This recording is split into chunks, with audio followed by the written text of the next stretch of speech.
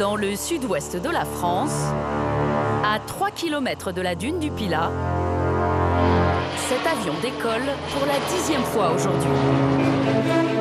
À son bord, 4 touristes et leurs moniteurs s'apprêtent à vivre une expérience sensationnelle. Ils vont sauter en parachute au-dessus de la plus haute dune d'Europe.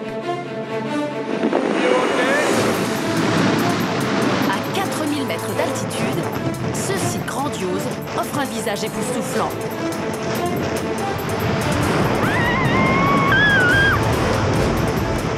Pour profiter de cette vue exceptionnelle sur la dune, il faut payer 260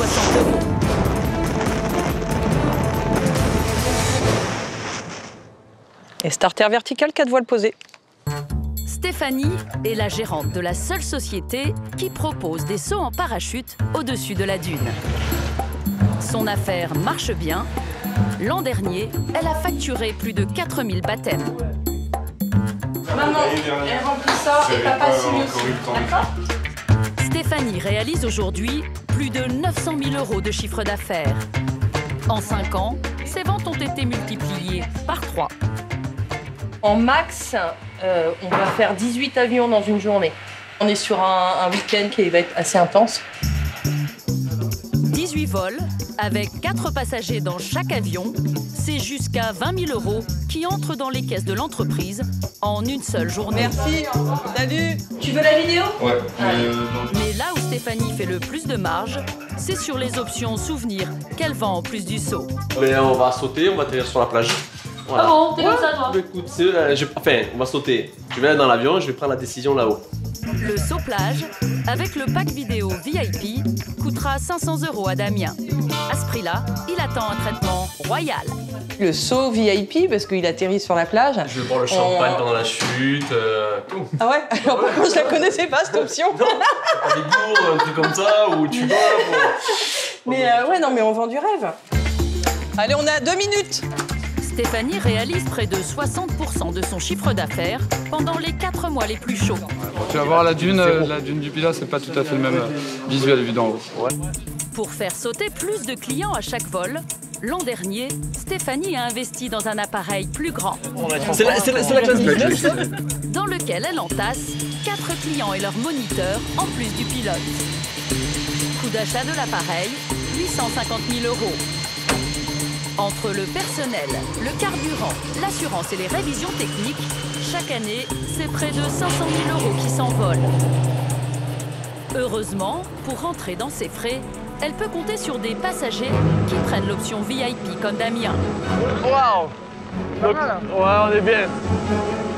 Le pack à 500 € inclut un caméraman acrobate qui va immortaliser ce grand saut au-dessus de la dune.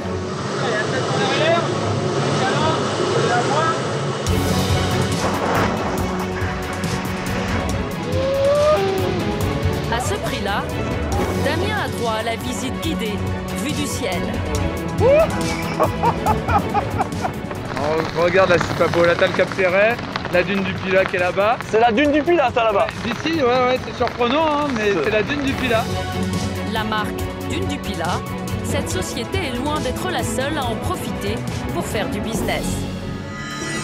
À 60 km de Bordeaux, sur le bassin d'Arcachon, se dresse la plus grande montagne de sable d'Europe, la dune du Pilat. Sculpté par le vent, ce trésor naturel de 107 mètres de hauteur est devenu une marque star du patrimoine français qui attire près de 2 millions de visiteurs chaque année. Il faudrait la même chose que pour nous, ça serait sympa. Cette manne touristique rapporte 170 millions € par an. Elle fait les affaires des petits commerçants de la dune. 5 t-shirts, un mug, 100 € tout rond. Comme des agents immobiliers. En première ligne, le prix des villas s'envole. Avec la rénovation, ça monte vite, hein, entre 2,5 et 3 millions. Celle-ci cherche preneur à 11,5 millions €. C'est la maison la plus chère de la côte atlantique et elle se trouve à peine à 2 km de la dune. Mais en haute saison, l'afflux touristique menace ce site classé. On se croirait à Paris pratiquement. On est en vacances, cool. Parking sauvage, déchets, érosion, Pour éviter l'anarchie, l'État joue les gendarmes. Elle voulait mettre une amende. Je prévenais simplement que les sports de glisse étaient interdits sur la dune. C'est pas Disneyland, c'est pas un parc d'attractions, on est sur un site naturel, il y a des règles. Les autorités dépensent 2 millions d'euros par an pour gérer et aménager le site. Ils exproprient aussi les propriétaires trop proches de la dune. On nous propose 250 000 €, on peut même pas acheter un T1 dans le coin. On veut pas partir, c'est simple. Un coup de balai qui menace également les business alentours. Au moment du classement, on subventionne les campings et en 2019, on veut les faire disparaître. Comment ce trésor naturel a-t-il pu devenir la destination phare de la côte atlantique? Quels sont les commerces qui profitent de la notoriété de la marque Dunes du Pilat et les activités menacées par la reprise en main de l'État? Enquête sur ce sable qui vaut désormais de l'or.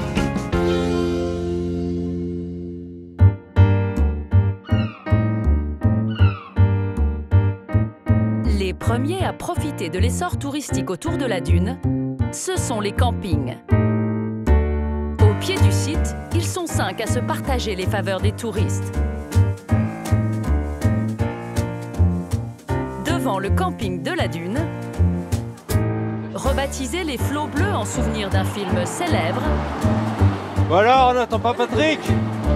Il y a foule ce matin. Ici, tout le monde s'arrête pour se prendre en photo. C'est l'avantage de ce camping sur ses concurrents. Bah alors, on n'attend pas Patrick? Il y a 13 ans, il a servi de décor au tournage du film Camping. Depuis, c'est devenu un passage obligé. À chaque fois qu'on a du monde à la maison, on fait la dune du Pilat et on s'arrête à chaque fois ici avec tous ceux qu'on connaît en fait. Enchanté, Franck. Franck Couder est le directeur du camping. Mais ça vous arrive souvent? Tous les jours, des centaines et centaines. On a calculé, si on faisait payer la photo à chaque fois, on n'aurait pas besoin d'ouvrir le camping. Mais bon, c'est pas le but. Et après, pourquoi pas passer par la réception, récupérer les tarifs, les plaquettes et puis en avant. Et pourquoi pas aussi passer à la boutique du camping, située juste à côté. Les touristes repartent rarement les mains vides. Au départ, on est venu chercher de l'eau. Et puis on repart en fait avec un t-shirt, voire peut-être 2 t-shirts. Voilà. À la boutique, c'est clairement le film qui fait recette. Mais à la réception, ce sont les emplacements avec vue sur la dune qui s'arrachent. Aujourd'hui, il y a du monde, c'est chargé. C'est bien chargé. Les locations sont pleines, emplacement camping-car, je pense que c'est un des derniers, là, voilà. Ouais, ça fait un peu 15 août, là.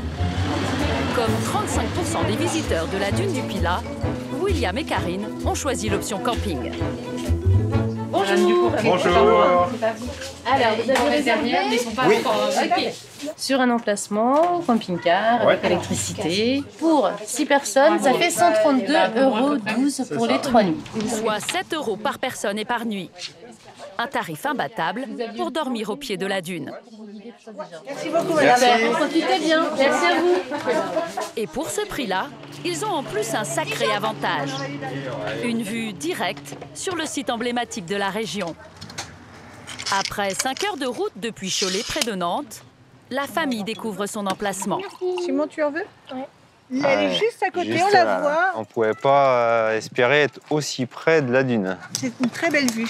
Et comme dirait Simon en arrivant, c'est la plus belle chose de ma vie que j'ai vue. Vacances? Piscine? Mais qui dit vacances au camping, dit forcément piscine. Et là, les campeurs risquent d'être surpris. Bon alors, comment cette piscine là? Le camping de la dune est le moins cher des 5 campings alentours. Mais ici, pas de toboggan, ni de jeux d'eau, juste une trentaine de transats. Ah oui, c'est... Oh! Et 2 bassins pour rafraîchir jusqu'à 850 vacanciers en haute saison. Il n'y a pas grand-chose, mais est-ce qu'on a besoin de plus? Je suis pas sûre. Il y a du soleil, il y a la dune juste devant. Là, je pense que les enfants s'amusent, ils sont heureux, donc ça vaut tous les toboggans. Il n'y a aucun souci. Car le véritable atout de ce camping, c'est son accès privé et gratuit à la dune. Un escalier peu fréquenté, loin du tumulte de la zone touristique.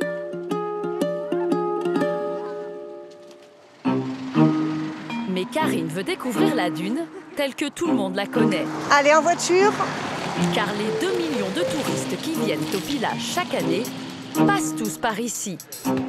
Un chemin bordé de commerces, l'entrée officielle du site. Problème, les campeurs se retrouvent coincés dans les bouchons. On ne sait pas qu'il allait y avoir autant de monde là. Parce que là, tous les gens, ils vont à la dune en fait. Il est 11h du matin et c'est visiblement l'heure de pointe. Les gens klaxonnent, ils sont énervés, on se croirait à Paris pratiquement. L'été, la dune attire jusqu'à 16 000 visiteurs par jour.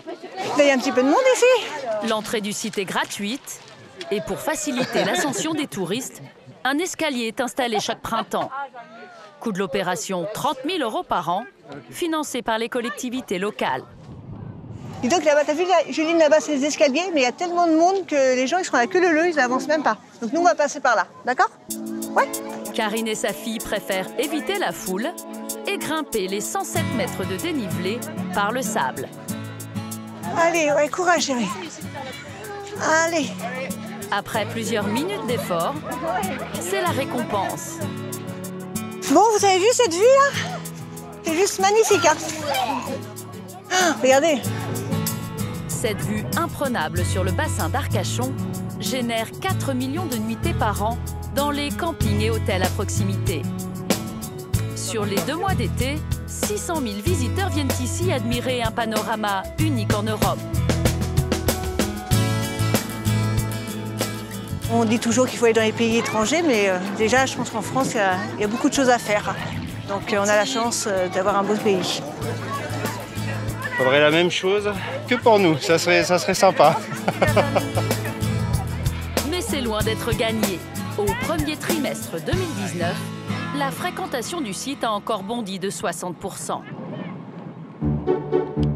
Et certains visiteurs cherchent désormais à s'installer dans la région. Depuis plusieurs années, le bassin d'Arcachon connaît un véritable boom immobilier. En 5 ans, les prix ont augmenté de près de 30%. Pour atteindre 7 500 € le mètre carré en moyenne au Pilat-sur-Mer. Le long du littoral, les agences immobilières poussent comme des champignons. 12 au total, dans un rayon de 3 km. La plus proche de la dune, Pilat Immobilier.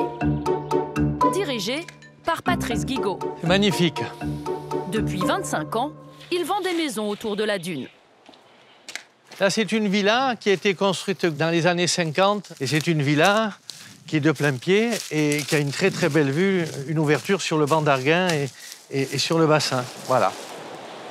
Cette villa de 200 mètres carrés vient de trouver preneur pour 1,6 million d'euros.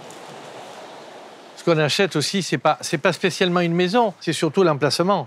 C'est ce que vous voyez là. Là, on est à 300 mètres de la dune. L'agent immobilier a touché 40 000 € de commission, soit 2,5% du montant de la transaction. Mais Patrice voit plus loin. Pour développer son business, il propose un service supplémentaire. Elle va être entièrement rénovée, il y aura des gros travaux pour la rendre moderne. C'est son deuxième métier, conseiller ses clients après la vente dans la phase d'aménagement. L'agent immobilier a fait réaliser cette présentation 3D qu'il facture en plus de sa commission de vendeur. Pour cette mission d'expert, il a touché 30 000 €. Au final, pour les acheteurs, l'addition est salée. Avec la rénovation, ça monte vite, hein, entre 2,5 et 3 millions. Une fois le chantier terminé, Patrice a encore une prestation à vendre à ses clients. Il enfile alors sa veste de gestionnaire immobilier. Nous le retrouvons à son bureau, au milieu de toutes les clés des villas dont il gère la location. Plus d'une quarantaine au total. Les clients qui font construire une villa comme ça, quand ils ne sont pas là, ils me la donnent en location. Ils achètent, ils investissent, c'est un produit financier pour eux.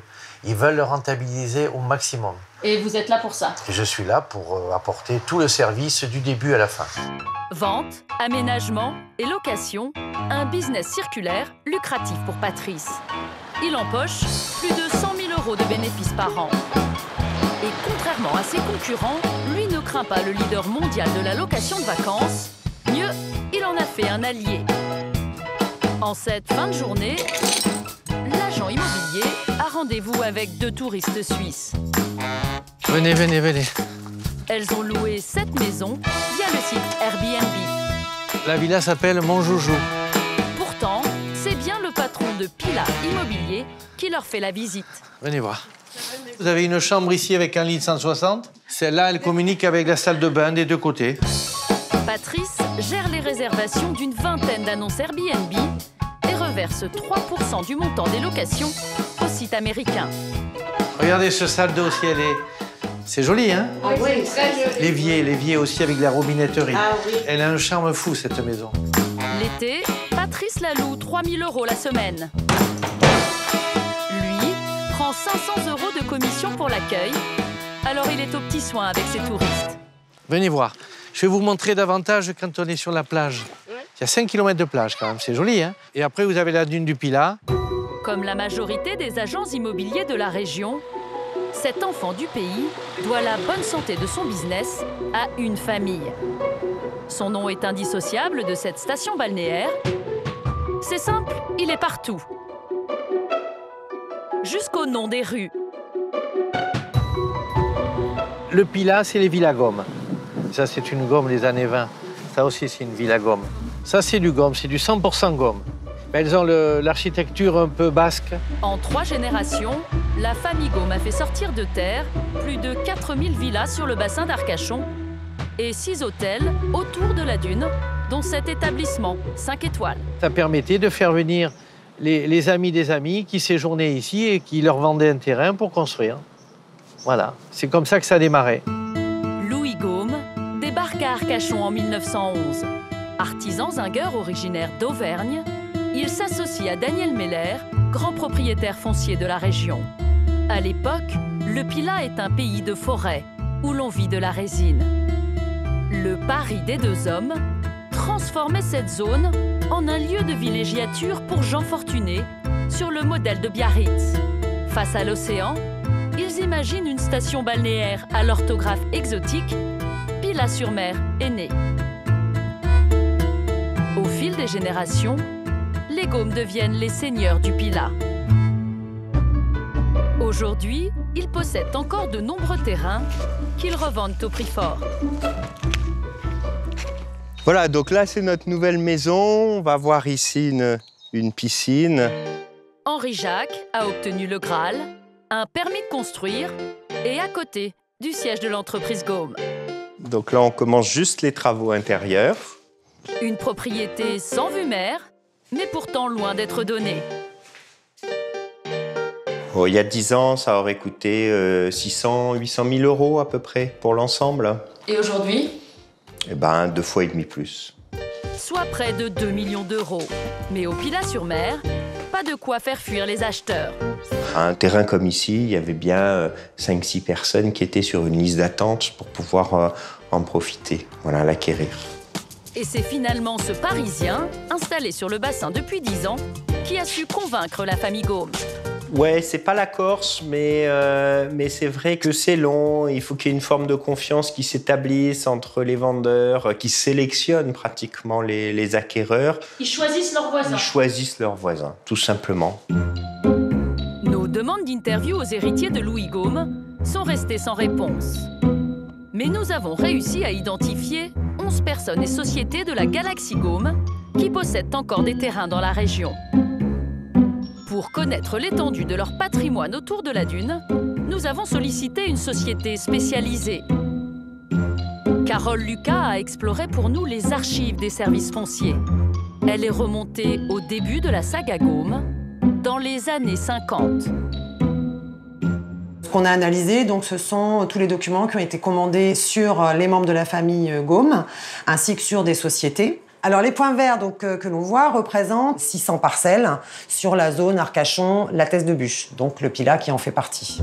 600 parcelles dans les années 50, dont une bonne partie a été revendue en réalisant parfois de très belles plus-values. Là, ce que vous voyez, du coup, en bleu, c'est une opération immobilière qui a donc été assez rentable, puisque en 70, là, on a une parcelle achetée 60 000 €, et tous ces lots ont été revendus jusqu'en mars 2014 pour un montant de 6,5 millions. On passe de 60 000 € à 6,5 millions.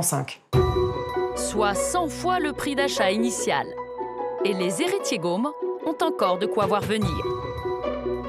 Sur la carte, notamment, les sapins que l'on peut voir, en fait, mettent en évidence 2 grosses parcelles qui sont certainement intéressantes puisqu'elles se situent dans la toute proximité de la dune du Pilat. Ces parcelles, à L2, font environ 50 hectares. Au total, cette famille possède encore, malgré tout, 70 belles parcelles avec du potentiel, de la surface et des endroits quand même assez stratégiques, sur le Pilat notamment. Dans ce Monopoly géant, si les Gaumes restent les seigneurs du Pilat, grâce aux touristes, de petits indépendants arrivent à tirer leur épingle du jeu. Les commerçants les mieux placés sont ceux implantés sur le site officiel de la dune. Impossible de les éviter. 4 restaurants et 6 boutiques le long du seul chemin qui mène au sommet. La plus grande est celle de Françoise, 68 ans. Si on coince celui-là comme ça, on gagne une place. Elle tient cette boutique de souvenirs depuis 22 ans. Vous savez bien que le client, il faut qu'il voit. Il faut qu'il voit en permanence. Vous lui mettez l'eau à la bouche, quoi? Oui, et la main au porte-monnaie. Françoise connaît son business par cœur et les astuces pour vendre le maximum de produits parmi ses 2000 références. Des traditionnelles cartes postales à des tableaux 3D plus inattendus. Les petites filles ne résistent pas à la licorne, d'où la position basse du présentoir. Elle est craquante, hein? Rien à voir avec la dune, mais Françoise pense d'abord et avant tout à plaire à ses clients. En tant que commerçant, je dois savoir qui vient et pourquoi. Et ça détermine mes achats, d'accord? Son emplacement lui coûte 40 000 € de loyer par an. Alors, dans sa boutique, les produits tournent pour maximiser les bénéfices. La vaisselle n'a plus vraiment la cote. La gérante l'a donc reléguée au fond du magasin. Ça se cassait, c'était cher, c'était lourd. Donc, c'est le magnète qui a pris la prépondérance là-dessus. Les magnettes de la dune sont un des best-sellers de Françoise. Elle en vend 15 000 par an. Alors, elle les a installés sous le nez des touristes. On prend un petit combi? Je vais lui ramener ça. Il est joli. Hein? Comme ça finira sur le frigo. Tout sur le frigo. Mais à 3 € pièce, pas de quoi remplir les caisses du magasin. Merci. Merci à vous. Hein. Merci. L'été, Françoise réalise 80% de son chiffre d'affaires.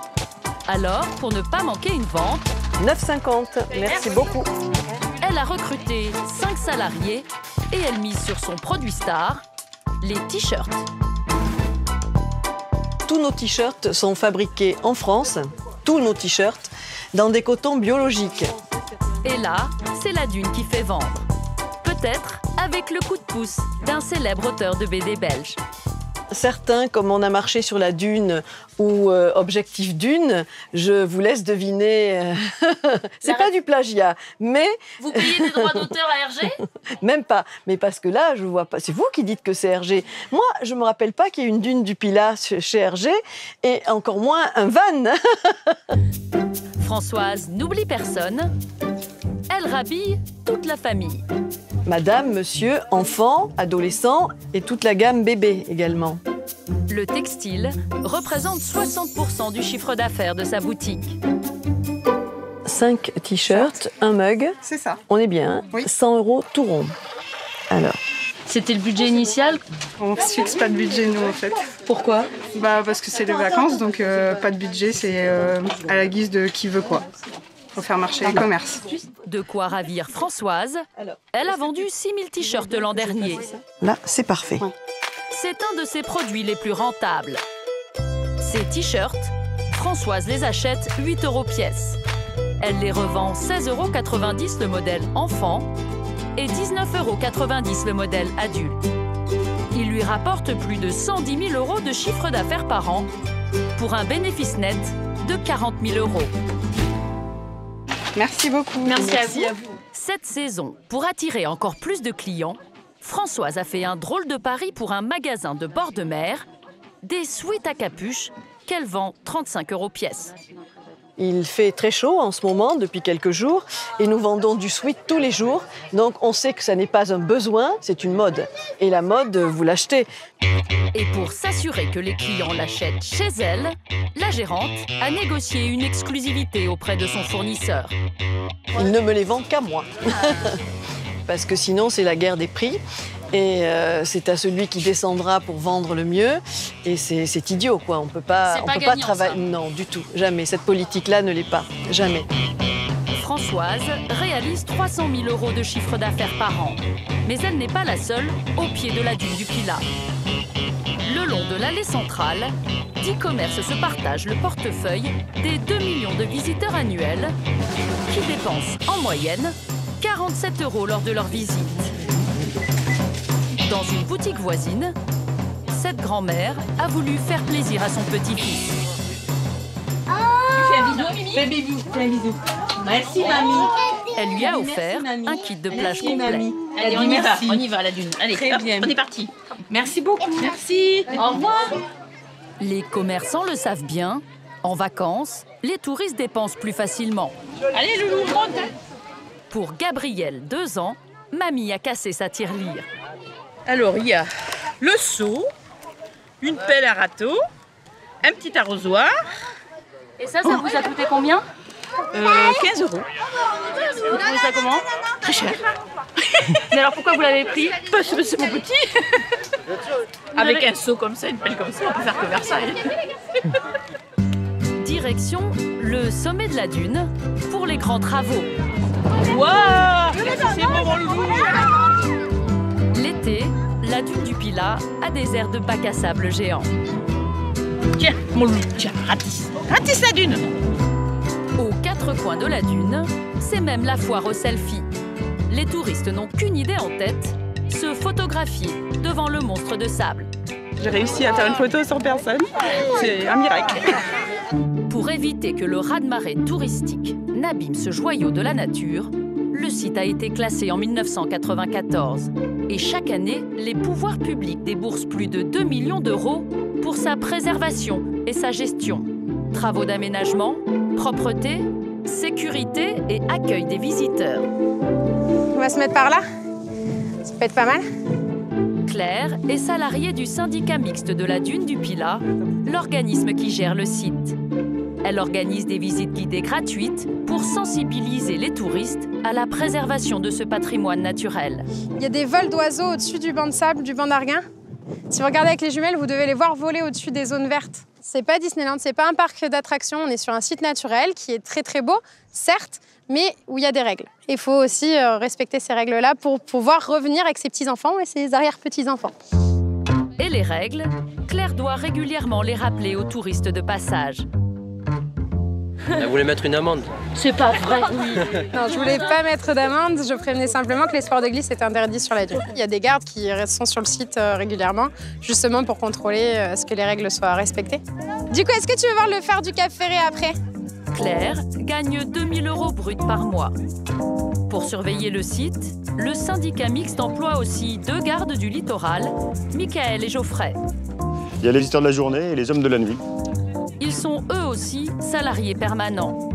Depuis 2 ans, ils interviennent au coucher du soleil pour éviter les comportements dangereux. Vu le vent, on a toutes les fumées d'un barbecue. Donc, petit barbecue, je pense. Messieurs, bonsoir. On vient vous voir pour le petit brasier en espace naturel. Tout feu est à 100% interdit. Vous êtes susceptible d'être verbalisé à hauteur de 135 €. Parce que voilà, ça peut vite se propager la moindre braise. Pas de PV pour cette fois. La police de la dune mise sur le dialogue avec des touristes qu'il ne faut pas faire fuir. L'effet soirée et paysage magnifique apporte vite son lot de surprises avec voilà, l'alcool qui peut couler à flot, mais feu plus alcool, c'est un mélange qui ne va pas très bien ensemble en espace naturel. L'an dernier, ces gardes ont fait plus de 250 rappels à la réglementation pour seulement 11 verbalisations. On a de la chance quand même là, on n'a pas de bout de verre, mais régulièrement on retrouve des gens qui nous mettent des bières dedans ou autre. Mais le vrai problème sur la dune l'été, ce sont les déchets. Au mois d'août, quand le site accueille 425 000 visiteurs, les services de nettoyage passent 3 fois par jour. Ramassage poubelle. La tournée du matin. Pour l'entretien de la dune, le syndicat mixte emploie 5 agents à temps plein. Coût annuel, 158 000 €. L'an dernier, plus de 1000 tonnes de déchets ont été collectés. Sur ce site classé, aucune machine n'est autorisée, donc tout le ramassage se fait à la main. Des canettes, bouteilles en verre, chaussettes, chaussures, papier. Au total, le syndicat mixte dépense près de 800 000 € par an pour l'emploi de 32 salariés. Si ce que laissent les touristes derrière eux coûte cher à l'État, un petit malin, lui, en a fait un business. Chaque dimanche à l'aube, quand le site est désert, Joël attaque la dune. Il se remplit les poches grâce aux touristes. Mais pas toujours comme il le souhaiterait. Qu'est-ce que vous espérez trouver là? Là, moi je pense à une capsule. Voilà, non, une épingle à cheveux. Ça, c'est la maladie de la dune du Pilat. On appelle ça du cochonium. Cet agent de sécurité arpente la dune en catimini depuis 2 ans. Alors, il a identifié les zones les plus rentables. C'est ce versant-là. Parce que les gens roulent dans le sable, s'amusent, et bien sûr, ils perdent plein d'objets. Mais c'est pas perdu pour tout le monde. Bah non, c'est un fait. Joël a déjà trouvé plus de 800 € sur, ou plutôt sous la dune du Pilat. 1 €. On ne peut pas se tromper à la dune. De quoi rentabiliser son détecteur de métaux et se constituer un petit trésor de guerre. Et vous avez de l'argent, bon, ben voilà, une chaînette en argent. Ça, c'est en or, hein. Garantie pure or. Tout ce qui est là-dedans, c'est les trésors de la dune. Mais qu'est-ce que vous espérez trouver? Qu'est-ce qui serait vraiment le jackpot pour vous? Bah, une Rolex. Sur la dune du Pilat, une Rolex, ce serait terrible. Moi, c'est mon rêve. J'adore les montres. Mais cette montagne de sable n'engloutit pas que les trésors perdus des touristes. Sous l'effet des vents, la dune avance de 3 à 5 mètres par an en direction des zones habitées. Elle menace aujourd'hui les business à proximité immédiate. Au Flot Bleu, le camping de Patrick Chirac, la dune a fait une nouvelle victime. Donc là, on avait un bâtiment qui faisait 120, 130 mètres carrés. C'était sanitaire. Aujourd'hui, voilà, il y a du sable. Il y a 10 jours encore, le camping avait 4 blocs sanitaires comme celui-ci. Avec cabine de douche, lavabo et WC, il n'en reste désormais que 3. C'est un coup dur pour Franck Couder. Moins de confort pour ses clients et une perte sèche au niveau financier. Il a dû payer de sa poche la destruction du bâtiment. Les assurances ne prennent pas en charge les dégâts causés par la dune. Ça nous a coûté à peu près 15 000 €. Il y a un ancien propriétaire qui disait que la dune nous donne à manger et nous mange en même temps. Voilà, ben là on peut s'en apercevoir, hein, c'est flagrant. Franck constate, impuissant, que le monstre de sable détruit peu à peu son gagne-pain. Là on a perdu nos routes, on a perdu des emplacements. Et à l'époque, il y avait une piscine qui était à 100 mètres à peu près sous la dune. Après chaque nouvelle perte pour son camping, Franck met le plan du site à jour. En fait, je le laisse exprès. Et à chaque fois, je trace un trait. Et là, donc 2019, donc le sanitaire 2, voilà, terminé, il n'existe plus. D'ici 20 ans, le camping pourrait être entièrement recouvert par le sable. Depuis 2010, les Flots Bleus ont déjà perdu 50 emplacements, soit environ 100 000 € de chiffre d'affaires. Alors, pour ne pas voir ses bénéfices ensevelis, Franck a dû trouver des astuces. L'été, son camping affiche complet. C'est donc sur le hors-saison que le directeur mise pour redresser la barre. Voilà, là par exemple, j'ai une demande de devis pour 400 étudiants qui viendraient sur 2 jours. Donc ça représente un budget de 10-12 000 € pour le week-end.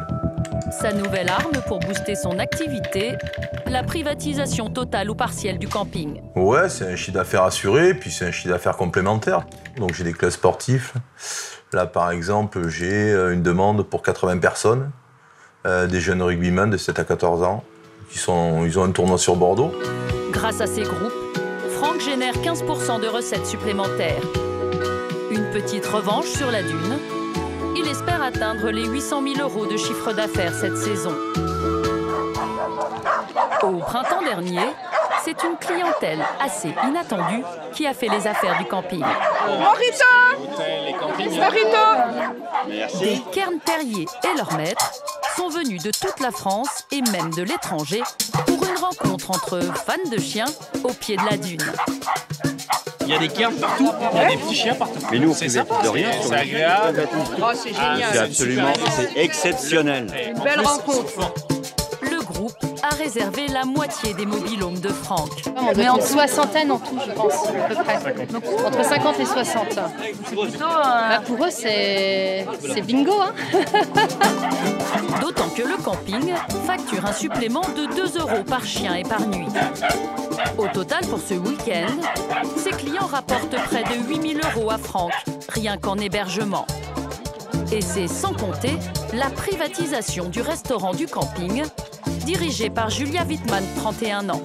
Pour la jeune patronne, ce groupe, c'est au moins 2 000 € de chiffre d'affaires en une soirée, alors pas question de se rater.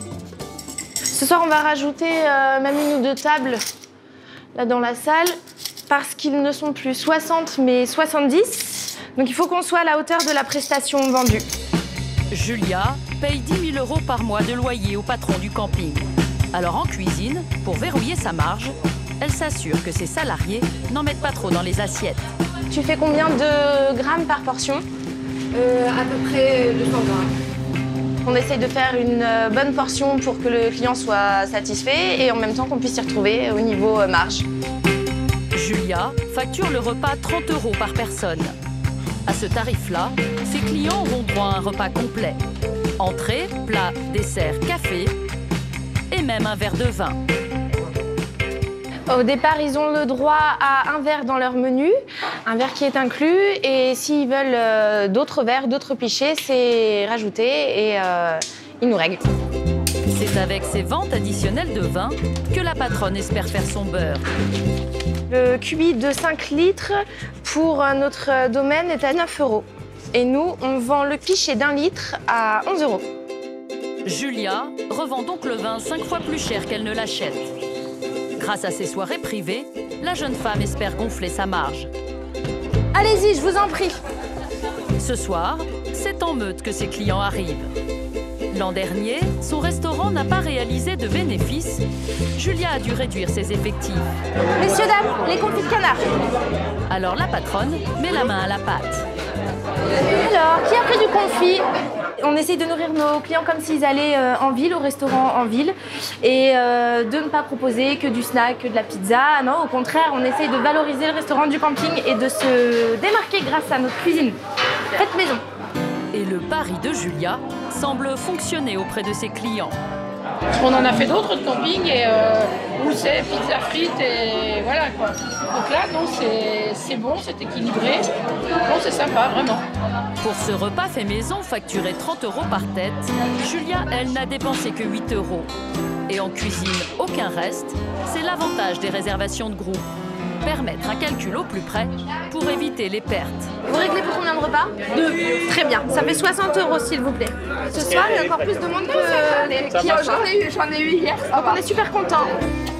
Au final, la soirée rapportera 3 500 € à Julia. 6 fois plus que l'an passé à la même date. Comme celui-là, elle veut payer en naturel. Elle veut faire des bisous. Ira, des bisous. La stratégie de Julia et Franck se montre payante. Depuis le début de l'année, le chiffre d'affaires du camping a augmenté de 5% par rapport à 2018. Mais ils ne sont pas pour autant tirés d'affaire. Car la dune n'est pas leur seul ennemi. Ils sont aussi dans le viseur de l'État. Le préfet demande à Franck de supprimer 45 mobil-homes. Le camping de la Dune est engagé dans un bras de fer pour sa survie. Ça va gréver le chiffre d'affaires du camping de 50 à 60% si on enlève tous ces mobil-homes. Donc c'est pas viable. Faut pas croire qu'un camping, c'est une entreprise du CAC 40 qui gagne des milliards. On avait 80 locatifs, on veut ces 80 locatifs parce que on a eu le droit de les mettre, on a été autorisé à les mettre, et donc je vois pas pourquoi on nous les enlèverait du jour au lendemain. D'autant plus incompréhensible pour Franck que l'État a financièrement soutenu le développement du camping. La commission permanente du Conseil général vient de décider de vous allouer une subvention de 11 301 francs pour, et là, tenez-vous bien, la modernisation de votre camping. Au moment du classement, on subventionne les campings pour la modernisation et tout, et en 2019, on veut les faire disparaître. Pour l'État, les mobil-homes de Franck constituent aujourd'hui une pollution visuelle à proximité directe de la dune. Et il n'est pas le seul à être la cible des autorités. Aujourd'hui, l'État n'est propriétaire que de 60% de la dune, en rouge sur cette carte. Le reste appartient à des particuliers. Alors, pour reprendre la main sur le site, l'État veut exproprier tous les petits propriétaires. Au bord de la dune, une parcelle de 24 hectares. Du sable, de la forêt et une jolie maison. Elle appartient à Jean-Philippe, 52 ans. En 2010, il bénéficie d'une opportunité exceptionnelle, devenir propriétaire sur la dune. Alors il n'hésite pas longtemps. La maison, ouais, quand je l'ai achetée, elle ressemblait à ça, mais elle était habitée uniquement les week-ends. C'est devenu notre nid avec nos enfants. Effectivement, depuis 5 ans, on y vit à plein temps. Pour y installer sa famille, Jean-Philippe a fait d'importants travaux de rénovation. On a tout désossé, on est parti sur la même plateforme et on a tout rebâti. On a refait tout l'intérieur, on a créé des chambres, une salle de bain, tout ce qu'il faut pour une maison moderne.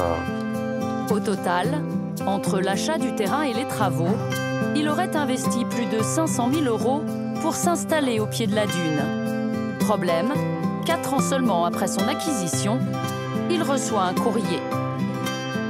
Ça, c'était la première proposition qui nous avait été faite suite à l'estimation de France Domaine. Le Conservatoire du littoral veut l'exproprier. Jean-Philippe refuse. L'État lui propose un dédommagement, mais il tient tête et prend un avocat pour se défendre. Aujourd'hui, au bout de 5 ans de procédure et 10 000 € de dépenses, on est à 250 000 €. L'État lui propose la moitié de ce qu'il aurait investi. Les prix de l'immobilier sur le bassin d'Arcachon se sont envolés. Impossible pour Jean-Philippe et sa famille de se reloger dans un cadre aussi magnifique. On nous propose 250 000 €, on ne peut même pas acheter un T1 dans le coin. Encore une fois, on a 24 hectares, on est au paradis, on ne veut pas partir, c'est simple. Pourtant, l'État est bien décidé à récupérer les 300 hectares de forêt et de sable qui entourent la dune. 5 millions d'euros ont été provisionnés pour racheter les terrains. Pourquoi se lancer dans une opération aussi coûteuse? Nous avons posé la question à Nathalie Madrid, déléguée régionale pour le Conservatoire du littoral. Vous imaginez 150 propriétaires pour mettre en place tout un plan de gestion valorisant à la fois les espaces naturels et permettant d'améliorer l'accueil du public, c'est compliqué.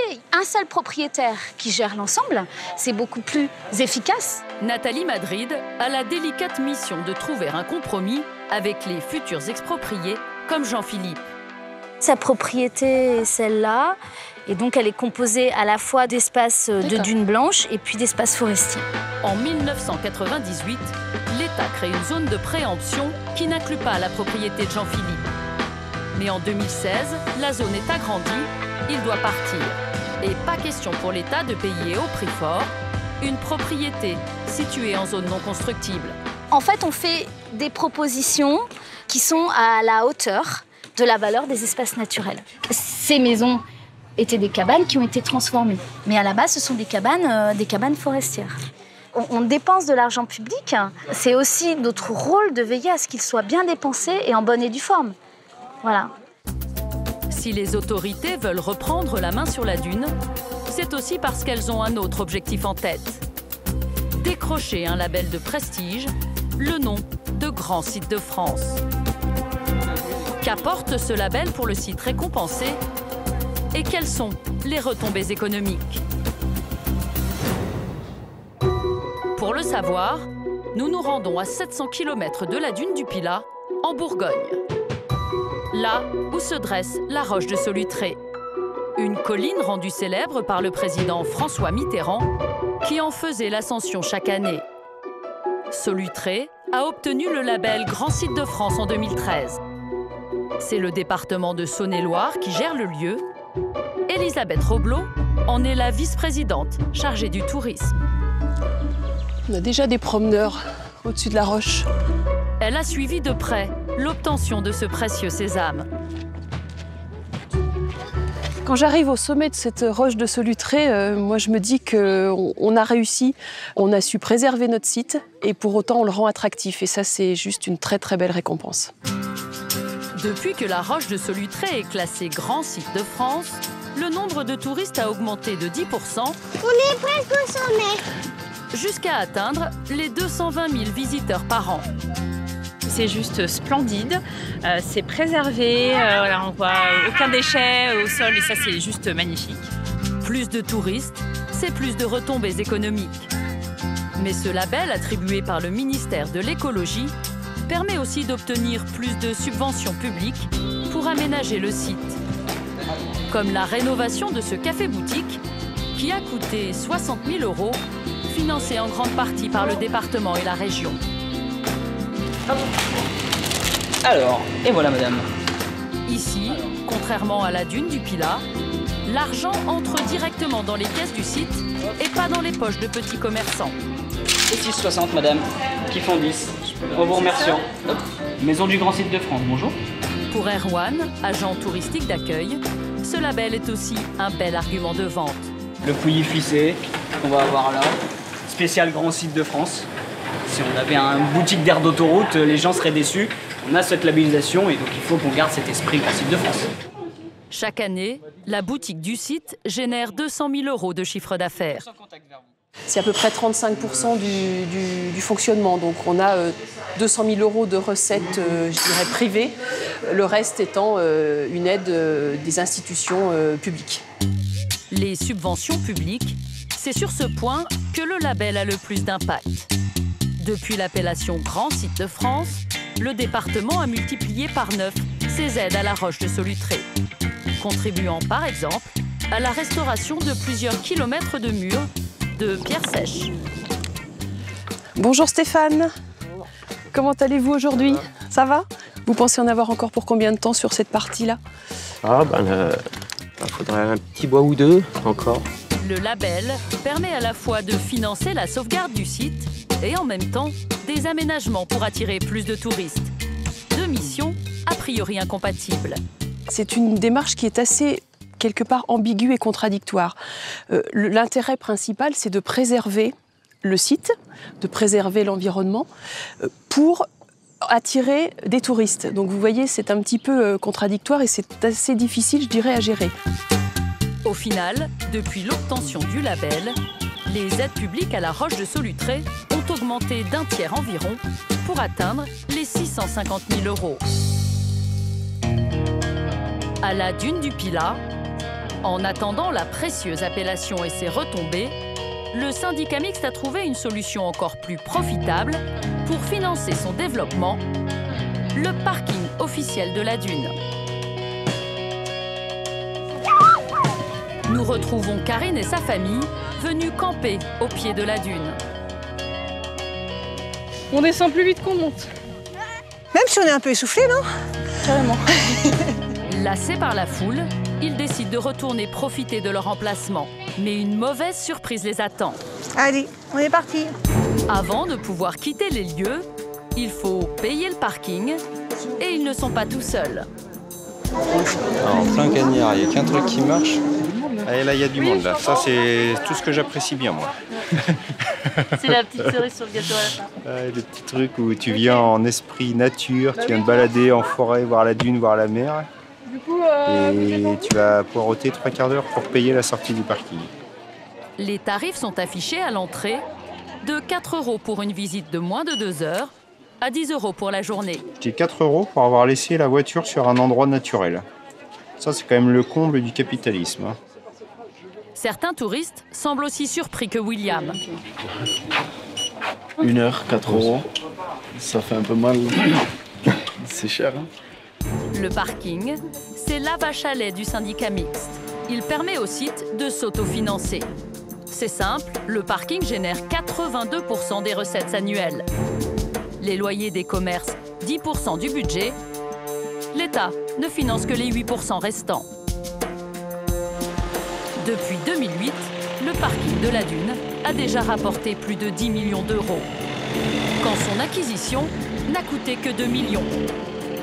C'est donc une belle affaire et ses recettes pourraient encore augmenter. Car l'été, le parking est souvent complet. Une perte sèche et une situation qui provoque l'explosion du stationnement sauvage. On est arrivé du côté du parking, mais il était complètement plein. Et voilà, la seule manière d'y arriver jusqu'à la dune du Pilat, finalement, c'était de faire quelques kilomètres en voiture et puis de se parquer, se garer ici. Ces touristes suisses ne sont pas un cas isolé. D'interminables files de voitures bordent les routes environnantes, mettant en danger automobilistes, vélos et piétons. 6,60, on est bien là. Ça fait 8 poteaux. Afin de sécuriser certaines portions de bitume, les autorités ont investi 8 000 € dans la pose de barrières. L'objectif du jour, c'est mettre une barrière anti-intrusion pour lutter contre le stationnement sauvage, le camping sauvage, aussi pour que les pompiers puissent passer. Quand il y a énormément de voitures, l'accès est vraiment saturé. Donc on va fermer justement pour que les secours puissent arriver au cas où. Toutes ces voitures qui stationnent gratuitement, là, c'est bon. C'est aussi un manque à gagner pour le gestionnaire du site. La création d'un deuxième parking est à l'étude.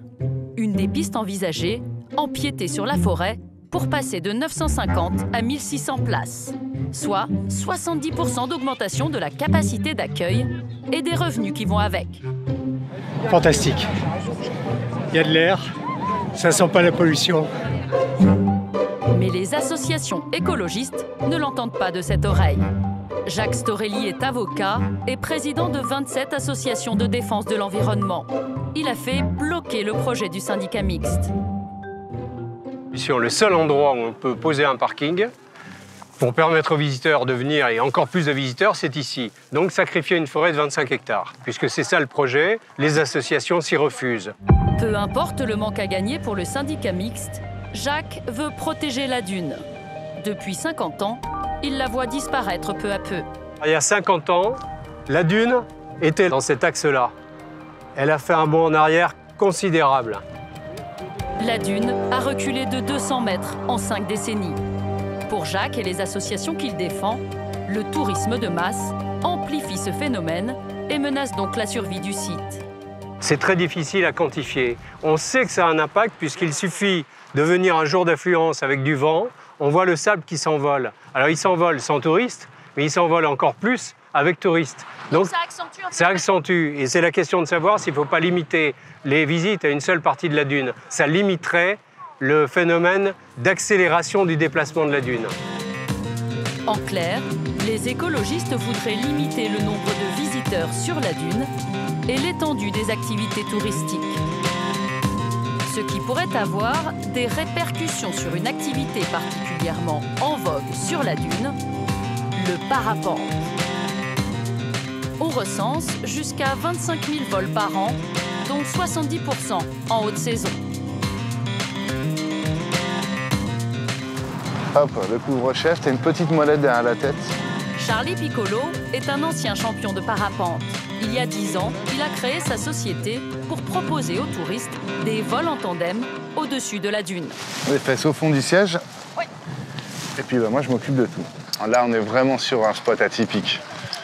Donc évidemment, moi, je prêche pour ma paroisse. Ça fait 20 ans que je suis là. Je suis venu m'installer parce que je suis tombé amoureux du bassin. Donc voilà, mais c'est clair, hein, là, en plus, c'est marée basse. On a des super belles couleurs. C'est un site vraiment exceptionnel. Prête, mademoiselle? Prête, ça y est. Regarde, hop, t'es déjà en l'air. Charlie n'est ni propriétaire ni locataire des lieux. Bienvenue à bord. Sa piste de décollage appartient au camping d'à côté qui lui prête gratuitement. Une astuce qui lui permet de minimiser ses dépenses. Il est bien le bureau, hein? Ouais, franchement, c'est génial. Ah ouais, c'est super. Avec une limite tout de même, les parapentes ne peuvent survoler que cette partie sud de la dune, à bonne distance de la zone touristique. Chaque vol en tandem est facturé selon la durée, entre 50 et 100 €. Je vais demander le règlement maintenant. C'était 160. Exact. Les recettes sont partagées entre 3 moniteurs.